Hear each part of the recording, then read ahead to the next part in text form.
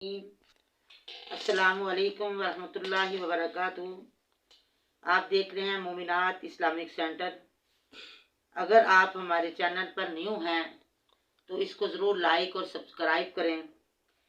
अल्लाह ताला आपके इस मोहब्बत प्यार कुरान के साथ लगाओ कबूल फरमाए। जितना आप शेयर करोगे उतना आप अजर में शामिल होते जाओगे। ये नेकियां बढ़ती जाएंगी इंशाअल्लाह, क़यामत तक इंशाअल्लाह बढ़ेंगी। अल्लाहुम्मा रब्बि इश्रह ली सदरी व यस्सिर ली अमरी वहलुल उक़दतम मिन लिसानी यफ़क़हू क़ौली रब्बि ज़िदनी इल्मा। आमीन।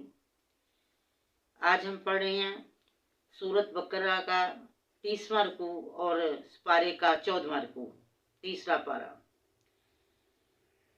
वैज़ा तलाक का सिलसिला शुरू है, यानी रुकू शुरू है। और पिछले रुकू में मैंने आपको बताया था तलाक का जो तरीक़ाकार है। अब अल्लाह मालिकुल मुल्क फरमा रहे हैं, वैज़ा तल्लक़्तुमुन निसा जब तलाक दो तुम औरतों को, फबलगना अजलहुन्ना पस वो अपनी इद्दत को पहुँच जाए, यानी उनकी इद्दत पूरी हो जाए।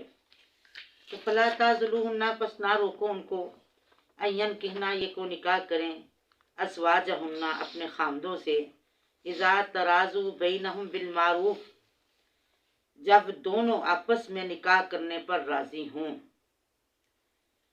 यानी औरत की रजा लाजमी है, लेकिन वली के बगैर निकाह नहीं होता।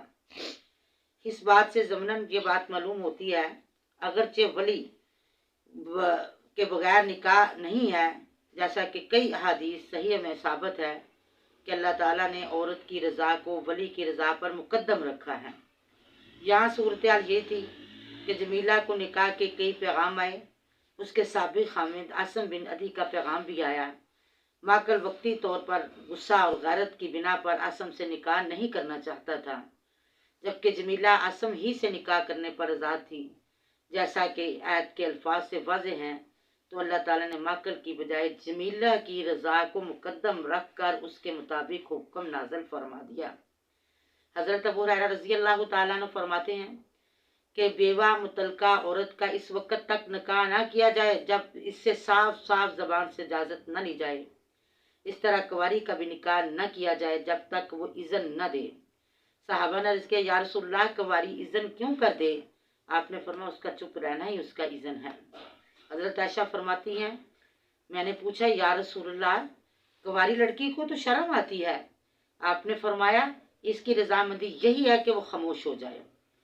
और खंसा बिनते खुजाम अंसारिया कहती हैं कि मेरे बाप ने मेरी मर्जी से मेरा निकाह कर दिया, जबकि मैं सय्यिबा यानी शौहर दीदा थी और इस निकाह को पसंद नहीं करती थी।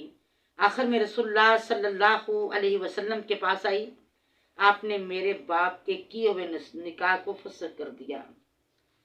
और कासिम बिन मोहम्मद कहते हैं कि जाफर बिन अबी तालिब के ख़ानदान में एक औरत को यह ख़तरा पैदा हुआ, उसका वली कहीं जबरन इसका निकाह न पढ़ा दे, और वो इस निकाह से नखुश थी।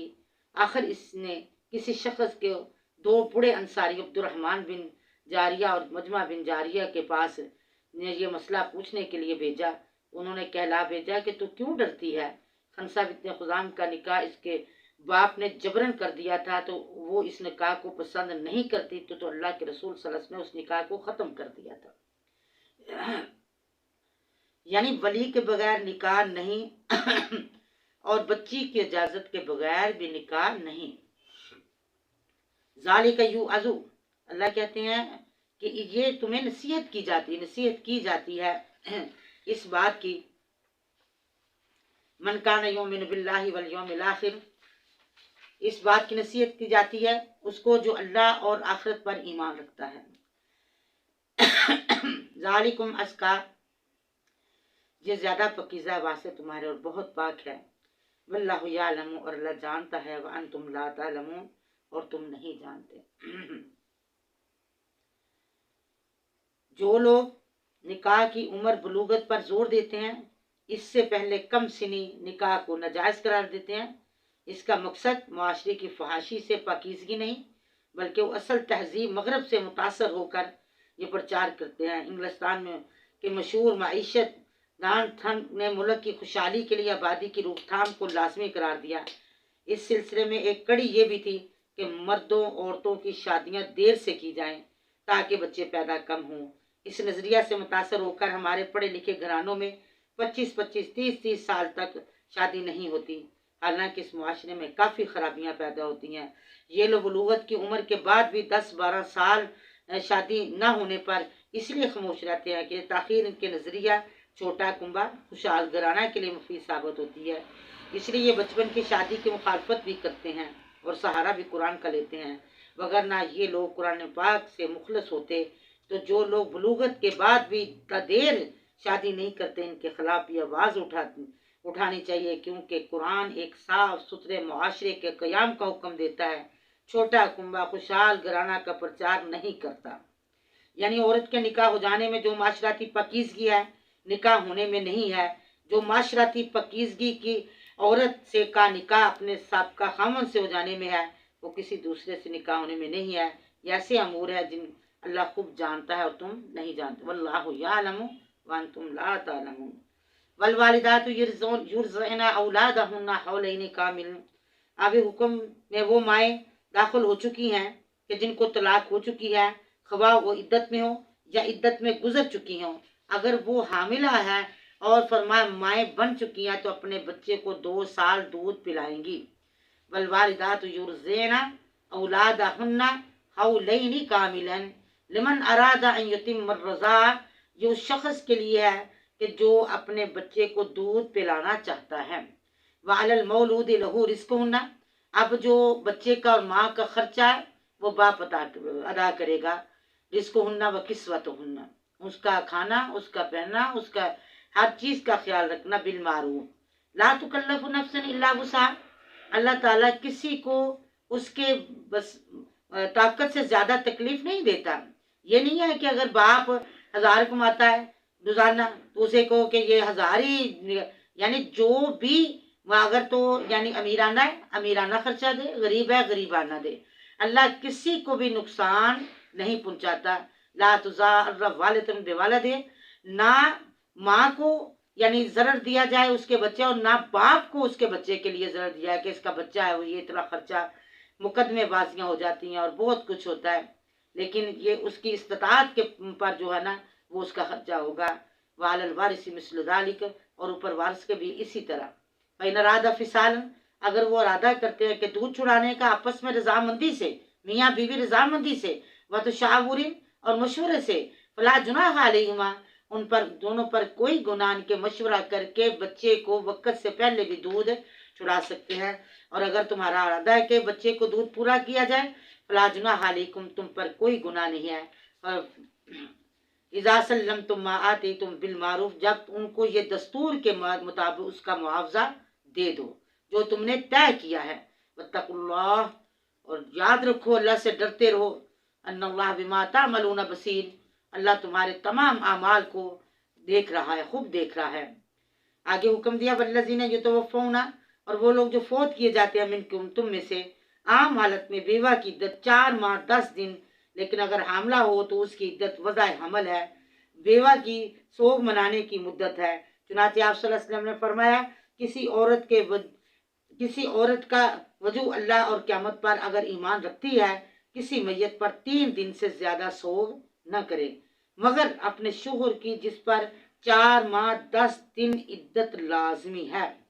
حضرت ام عطیہ رضی اللہ تعالی عنہا فرماتی ہیں ہمیں کسی بھی میت پر 3 دن سے زیادہ سوگ منانے سے منع کر دیا گیا مگر خامد کے جس پر 4 ماہ 10 دن سوگ منانے کا حکم ہے، اور حکم یہ تھا کہ ان دنوں میں نہ ہم سرما لگائیں گی، نہ خوشبو، نہ ہی رنگے ہاتھوں کو رنگیں گی، نہ بہت بھڑکیلے رنگ دار کپڑے پہنیں گی، اور ان کی بناوٹ ہی رنگین دھاگے کی ہو۔ البتہ یہ اجازت تھی کہ ہم میں سے کوئی جب حیض سے پاک ہو جو غسل کرے تو قسط الاسفار، یعنی خاص خوشبو ہے وہ ہمیں یعنی لگانے کا حکم دیا، اور ہمیں جنازے کے ساتھ بھی جانے سے منع کیا۔ فرمایا وہ لوگ فوت کیے جاتے ہیں اور چھوڑ جاتے ہیں بیویاں، وہ بیویاں کیا کرے، یتربصن بانفسہن 4 اشہر وعشرہ، 4 ماہ 10 دن وہ عدت میں رہیں گی۔ فائزہ بلغنا، اور جب پہنچ جائے اپنی عدت کو یعنی عدت مکمل ہو جائے تو فلا جناح علیکم، ان پر کوئی گناہ نہیں ہے کہ وہ یعنی اگر نکاح کرنا چاہیں عدت کے بعد نکاح کر سکتی ہیں۔ فیما فعلن فی انفسہن بالمعروف، جو اپنے لیے وہ بہتر سمجھیں وہ کر سکتی ہیں، نکاح کر سکتی ہیں۔ واللہ بما تعملون خبیر، اور اللہ ساتھ اس چیز کے جو تم عمل کرتے ہو خبر رکھنے والا، یاد رکھنا۔ ولا جناح علیکم فیما عرضتم بہ من خطبۃ النساء، اور تم پر کوئی پکڑ نہیں ہے، گناہ نہیں ہے بیچ اس چیز کے جو گرہ باندھتے ہو ساتھ اس کے عورت کے منگنے کرنے سے، یا چھپاتے ہو تم بیچ اپنی جانوں کے۔ علم اللہ، جانتا ہے اللہ، انکم ستذکرونہن، ان قریب تم ذکر کرو گے، یعنی عدت اللہ تعالیٰ نے اس لیے مقرر فرمائی ہے معلوم ہو سکے کہ عورت اپنے مرنے والے خامن سے حمل تو نہیں ہے، اگر حمل ہو تو عدت وضع حمل ہے، تاکہ نسب میں اختلاط واقعہ نہ ہو جائے۔ 4 ماہ 10 دن گزرنے کے بعد ایسے نکاح کے معاملے میں وہ عورت خود مختار ہے، اس یعنی مدت میں جتنے یقینی طور پر معلوم ہو سکتا ہے کہ یعنی 4 ماہ 10 دن میں کہ متوفی خامد کا حمل ہے یا نہیں ہے۔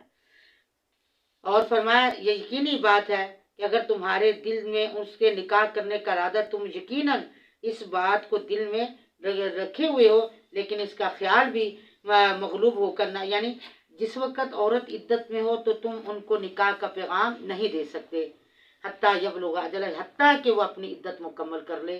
وَاعْلَمُوا أَنَّ اللَّهَ يَعْلَمُ مَا فِي أَنفُسِكُمْ، اور اس بات کو یاد رکھو اللہ جانتا ہے جو تمہارے دلوں میں ہے۔ فَاحْذَرُوا، اللہ سے ڈر جاؤ، ڈرتے رہو۔ وَاعْلَمُوا، اور جان لو، ان اللہ، یہ کہ اللہ تعالیٰ غفور حلیم، بخشنے والا، تحمل والا ہے، اللہ بہت ہی تحمل والا ہے۔ اللہ تعالیٰ سے دعا ہے کہ آج ہمارا یہ یعنی 30واں رکوع مکمل ہوا سورۃ بقرہ کا۔ اللہ تعالیٰ سے دعا ہے کہ اللہ تعالیٰ ہمیں پورے مکمل قرآن پر یعنی اس پر بولنے کی توفیق عطا فرمائے۔ اللہ آپ سب کو بھی سننے کی توفیق عطا فرمائے۔ اگر آپ مزید سے مزید معلوم کرنا چاہتے ہیں تو ہمارا نمبر جو ہے دیا گیا ہے، اس پر نمبر پر رابطہ کر کے مزید سوالات اور تفصیلات سے آپ پڑھ بھی سکتے ہیں، سن بھی سکتے ہیں، پوچھ بھی سکتے ہیں۔ اللہ تعالیٰ آپ کو جزائے خیر عطا فرمائے۔